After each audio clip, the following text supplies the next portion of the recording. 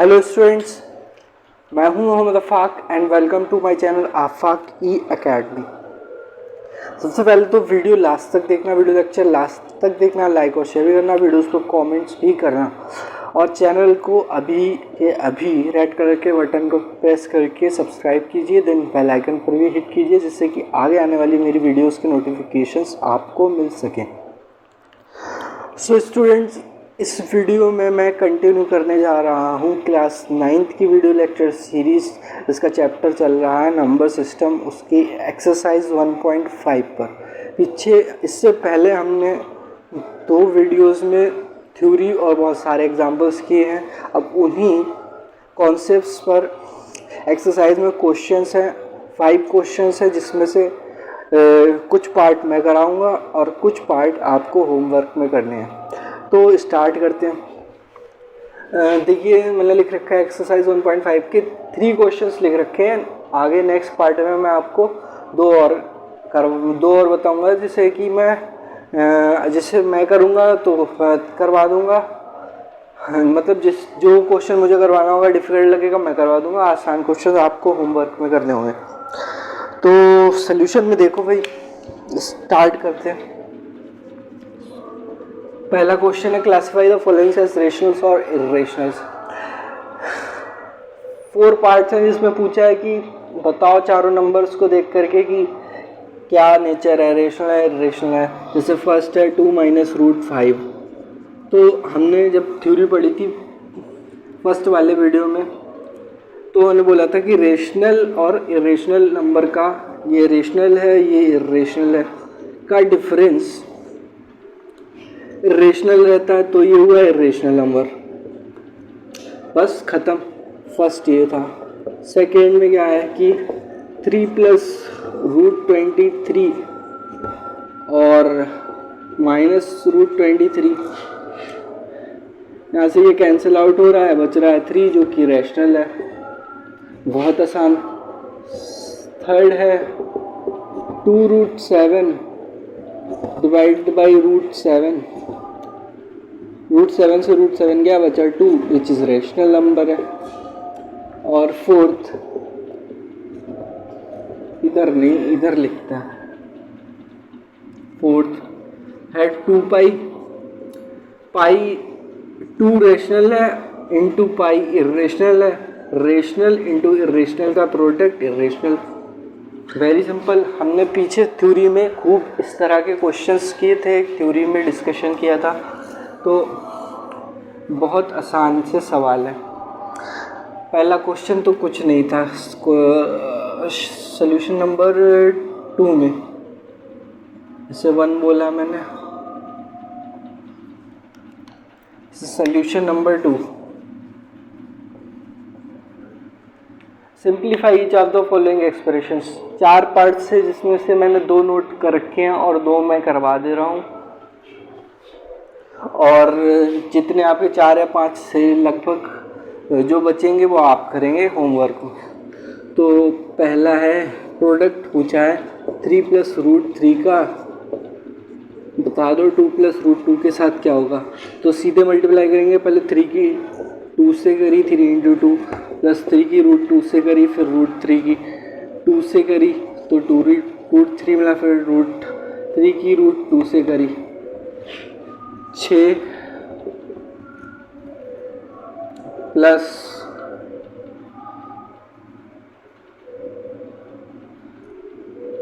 2√3। इसमें कुछ कॉमन हो रहा है, कॉमन करें या ना करें, हम बात एक ही है। आंसर हम ऐसा ही छोड़ सकते हैं, दोनों टर्म्स लिख करके, या कॉमन करके भी लिख सकते हैं। तो प्लस ऐसे लिख लिया, ऐसे 3 + 3 √3 इंटू √2, इसमें 2 कॉमन कर लिया। आंसर चाहे ऐसे लिखे चाहे हम ब्रैकेट खोल के लिखें, दोनों ही चल जाएगा। बहुत आसान से सवाल है। इसका पार्ट 1 है। पार्ट नंबर 4 मैंने लिया है √5 - √2 इंटू √5 + 2।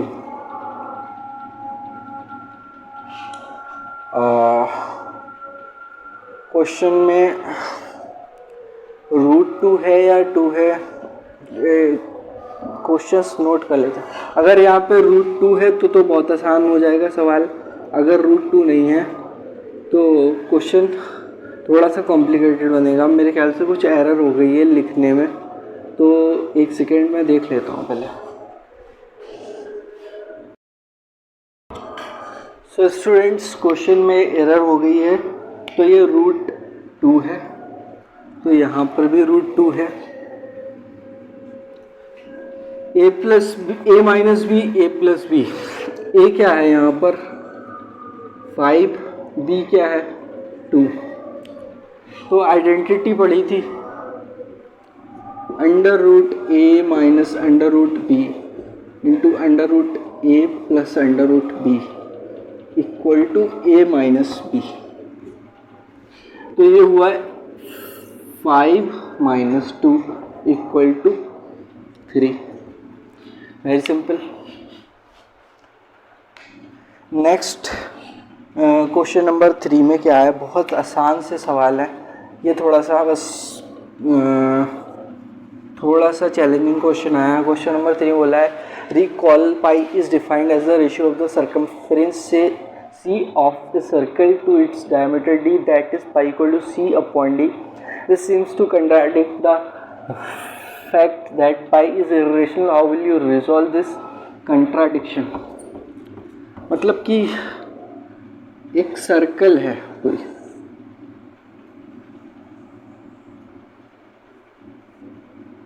उसका कुछ डायामीटर है,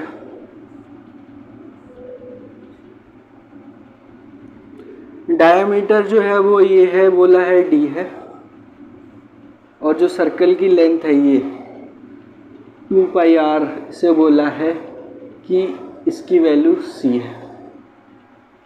नहीं सही है। हाँ, अब बोल रहा है कि c अपॉन d जो है कि ये सीम हो रहा है। सीम का मतलब कि प्रतीत हो रहा है, बट एक्चुअल में होना और प्रतीत होना में फ़र्क है। लगना और जो एक्चुअल में होना उसमें डिफरेंस है। तो कह रहा है it seems to contradict the fact that pi is irrational, मतलब कि विरोधाभास हो रहा है इस एक्सप्रेशन को देख के c अपॉन डी, क्योंकि c अपॉन डी लग रहा है p अपॉन क्यू के फॉर्म में होगा और p और q p अपॉन क्यू के फॉर्म में होगा और रेशनल हो जाए, बट ऐसा नहीं होता। p अपॉन क्यू फॉर्म में होने के लिए जैसे पाई है c upon D, p upon Q की फॉर्म में होने के लिए c और d दोनों को इंटीजर होना पड़ता था और d को नॉन इक्वल टू 0 होना पड़ता था। अगर हम देखिए कि d जो है वो सर्कल का डायामीटर है, तो डायामीटर को तो हम रेशनल नंबर में जैसे हम मान लो रेडियस मैंने 1 ले ली या 2 ले ली या 3 ले ली, तो डायामीटर जो है वो हम 2r equal to d 2 4 6 easily निकाल लेंगे। बट जो सरकमफ्रेंस की लेंथ है वो हम कैसे कैलकुलेट करेंगे? सरकमफ्रेंस की लेंथ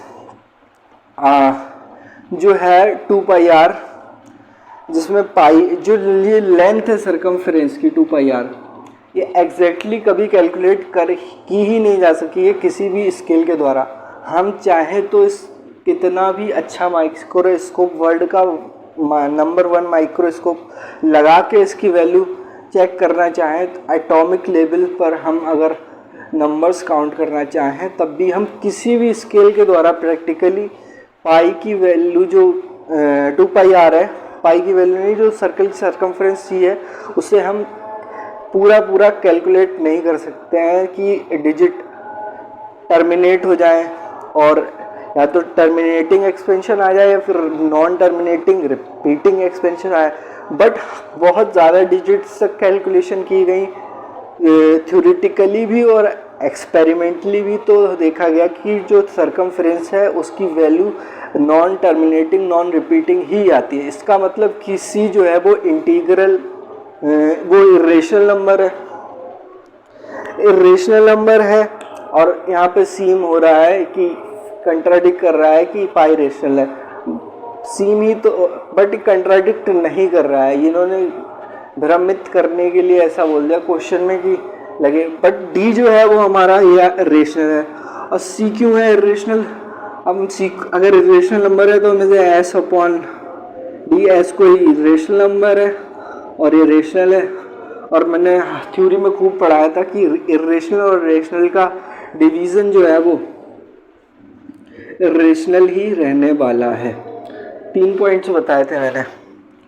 अब एक चीज़ और कि पाई की वैल्यू थ्योरेटिकली सुपर कंप्यूटर से, वेरी हाई स्पीड कंप्यूटर से ट्रिलियंस ऑफ डिजिट्स में कैलकुलेट की गई, तब भी पता लगा कि पाई की वैल्यू एंड नॉन टर्मिनेटिंग और नॉन रिपीटिंग ही है।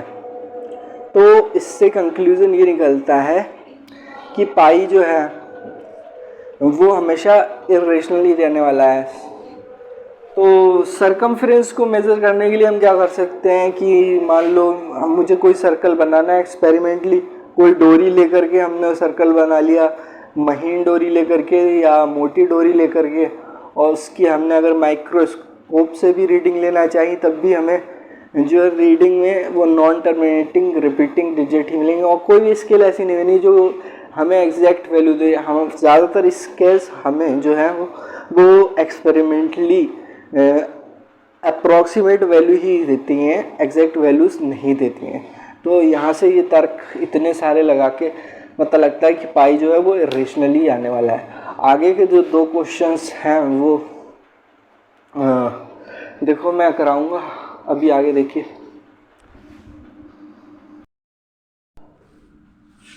सो स्टूडेंट्स आगे बढ़ते हैं। एक्सरसाइज 1.5 में मैंने क्वेश्चन नंबर 4 और 5 को लिया है। क्वेश्चन नंबर 4 में बोला है कि represent under root 9.3 on the number line, and question number 5 में बोला है rationalise the denominators of the values. 4 part थे, 5th क्वेश्चन में मैंने सेकंड और थर्ड पार्ट में रखा है। फर्स्ट ऑफ ऑल आपको होमवर्क में करना है, तो बहुत आसान है। क्वेश्चन नंबर 4 में कॉपी पर कंपास पेंसिल पेन की हेल्प से करके दिखाऊंगा, और क्वेश्चन नंबर 5 का सोल्यूशन मैं यहीं पे कर दे रहा हूँ। सोल्यूशन क्वेश्चन नंबर 5 का तो पार्ट है 2। वेरी सिंपल क्वेश्चन है, जैसा हमने पिछले थ्योरी में वो किया था एग्जाम्पल्स के साथ में। इसे रेशनलाइज करने के लिए क्या होते हैं, इसका जो अपोजिट साइन है +√6, इसे कंजुगेट भी बोलते हैं इसका, और इसे भी इसका कंजुगेट, इसे भी इसका कंजुगेट होते हैं, इसे इसका कंजुगेट होते हैं। तो कंजुगेट से ऊपर नीचे मल्टीप्लाई कर दे तो √7 + √6, तो ऊपर आ गया √7 + √6 divided by a minus b, a plus b root हट जाएगा दोनों से, 7 - 6 equal to √6 + √7। Very simple question. Question number 3 1/√5 + √2। Rationalise करने के लिए क्या करते हैं, डिनोमिनेटर को उसके कंजुगेट से मल्टीप्लाई करते हैं, ऊपर नीचे 5 √5 -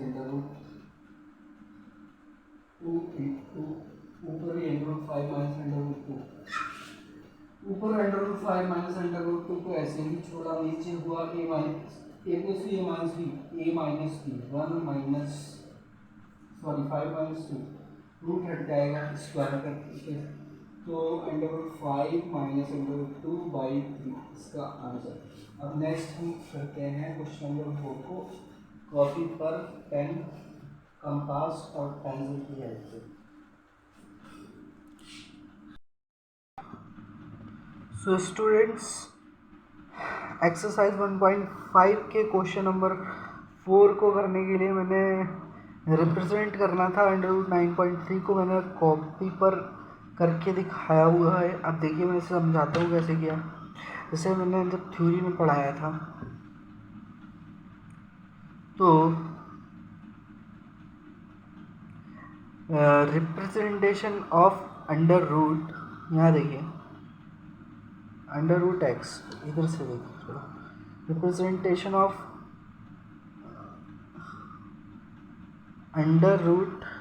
√x को पढ़ाया था। √x का रिप्रेजेंटेशन, x की जगह कोई भी वैल्यू ले लें, हमने पहले 3 पॉइंट समथिंग ली थी जो एग्जांपल लिया था, इस बार 9.3 लिए। सबसे पहले क्या करते हैं कि ए बी लेंथ ड्रॉ करते हैं, ए और बी लेंथ। जो कि होती है गिवन डिस्टेंस, जो कि गिवन नंबर होता है 9.3। तो इस 9.3 ये डिस्टेंस को ड्रॉ किया इसकी हेल्प से, स्केल की हेल्प से। देख सकते हैं आप कि ये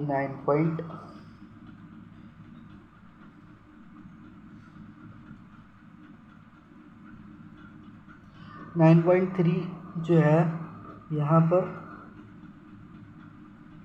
मैंने इसे ड्रॉ कर लिया। उसके बाद 1 यूनिट 9.3 से 10.3 इधर बढ़ा कर देखिए, 9 है ये 10 है, तो 9.3 से 10.3 मैंने 1 यूनिट जो है BC लेंथ है 1 यूनिट, इसे ड्रॉ किया। जो कि हमें करना होता था √x को, जबकि x रियल नंबर हो और डेसिमल टाइप का हो, रैशनल आई डोंट केयर, जैसा भी हो। तो इसके बाद में क्या करते हैं कि ए ओ और ओ सी लेंथ जो है मिड पॉइंट लेते हैं AC का मिड पॉइंट आया है, AC की लेंथ है 10.3, इसका मिड पॉइंट निकालेंगे 2 से डिवाइड किया तो मेरा 1 आया 5.15। यहाँ पे भी मैंने वही की 5.15। तो जो OC लेंथ है और OA लेंथ है, इन दोनों को कंपास में डिस्टेंस भर करके मैंने ये सेमी सर्कल प्लॉट किया है। OA इक्वल टू AC और OC इक्वल है OD के, ये OD के भी इक्वल आ रहा है। तो OD की लेंथ है, जो ये लेंथ है मिड पॉइंट की 5.15, और बेस की लेंथ है यहाँ से OC में से अगर हम 1 यूनिट माइनस करते हैं ये BC तो 4.15, और BD की लेंथ जो B है ये B से परपेंडिकुलर डाला है सेमी सर्कल पर D, और VD लेंथ ही √x को रिप्रेजेंट करती है, यानी कि 9.3 को। बस हमारा √9.3 रिप्रेजेंट हो गया नंबर लाइन पे। सो वीडियो एंड करते हैं, वीडियो को लाइक और शेयर करते रहना, वीडियो पर कमेंट भी करना, और चैनल को अभी रेड कलर के बटन को प्रेस करके सब्सक्राइब कीजिए, बेल आइकन पर भी प्रेस कीजिए, जिससे कि आगे आने वाली वीडियोस की नोटिफिकेशन आपको मिलते रहें। सो गुड बाय और पढ़ाई करते रहें।